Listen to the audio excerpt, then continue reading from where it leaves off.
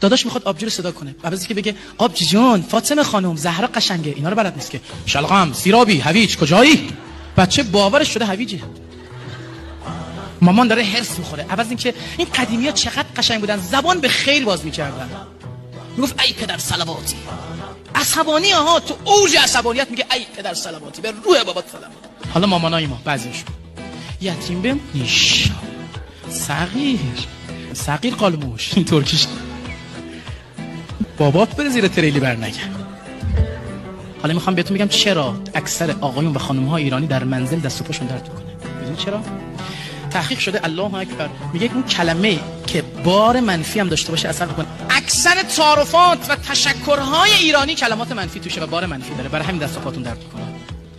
بچه وقتی غذا میخوره چی میگه؟ مامان دستت درد نکنه، شما هم میگی سرت درد نکنه، اونم میگه پات درد نکنه، همتون هم سر درد، هم پا درد، هم دست درد. الان صحبت من تمام میشه. تشکرهای خانم‌های آقایون. استاد عزیزی خسته نباشی، من میگم شرمنده نباشی، شما میگی وامونده نباشی، من میگم بدبخت نباشی، شما میگی بیچاره نباشی، من میگم درمونده نباشی، شما میگی مریض نشی، من میگم بد نباشی، شما میگی پیر شی. تعارفامونو از درد و مرض فقط حرف میزنیم. یه استاد بحث‌های عرفانی و اخلاقی و حتی روانشناسی پیدا کن بگه دست درد نکن، من ندیدم. میگه دستت سلامت، خدا قوت. بچه‌ها به مامانشون میگن مامان دستت طلا، از مچ به بالا بری کربلا.